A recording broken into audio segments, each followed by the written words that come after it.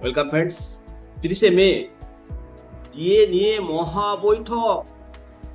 বকেয়া ডিএ কি জট কাটবে? অবশ্যই কাটবে। বিজেপি যে সমস্ত প্রতিশ্রুতিগুলো দিয়েছিল তার প্রত্যেকটাই ফুলফিল হবে, অক্ষরে অক্ষরে পালন করবে। এই ভরসা আমাদের আছে, ভরসা রাখুন। অনেকেই ডিএ নিয়ে একেবারে বড় বড় ডায়লগ দিচ্ছেন, যে রাখুন ডিএ জট কাটবে।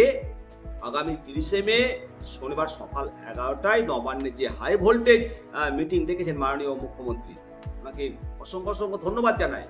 উনি ডিএ মামলার আন্দোলনকারী প্রতিনিধি এবং সংগ্রামী যৌথ মঞ্চের আহ্বায়ক ভাস্কর ঘোষ ইতিমধ্যে সোশ্যাল মিডিয়ায় এটা নিশ্চিত করেছেন।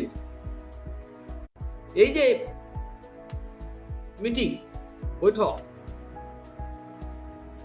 এর সব থেকে বড় দিক হলো সপ্তম পে কমিশনের কাজ শুরু হওয়ার আগেই এই বকেয়া দিয়ে মর্গ ভাতার একটা বড় অংশ মূল বেতনের সঙ্গে যুক্ত করে ফিটমেন্ট ফ্যাক্টর নির্ধারণ করা। আশা করি এটাই হবে আর এটাই হোক। একটা স্পষ্ট রোড ম্যাপ 30শে মের বৈঠকে আসবে। 1 জানুয়ারি 2026 থেকে 60% ডিএ পাচ্ছে কেন্দ্রের কর্মীরা, 42% ব্যবধান। 30শে মের বৈঠকে এই ব্যবধান কমানোর একটা রোড ম্যাপ তৈরি হবে।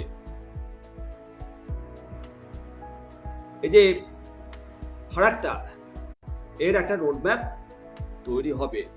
আর আরেকটা কথা মনে করিয়ে দিই, গত 5 ফেব্রুয়ারি সর্বোচ্চ আদালত 2009 থেকে 2019 সালের মধ্যে বকেয়া ডিএ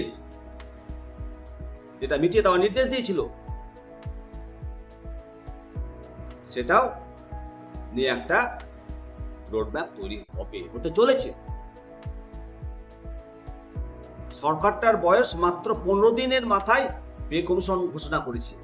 45 দিনে পে কমিশন ঘোষণা করার কথা ছিল, সেখানে 15 দিনের মাথায় করেছে। আর ডিএ এটা দিতে তো আমাদেরকে একটু ধৈর্য ধরতে হবে। অডিট অনেক রকম ব্যাপার রয়েছে,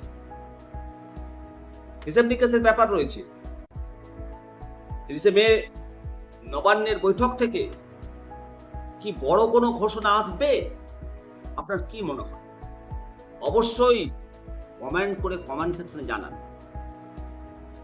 ভালো থাকবেন। পরবর্তী প্রতিবেদন নিয়ে আবার আপনাদের সঙ্গে আমি হাজির হব।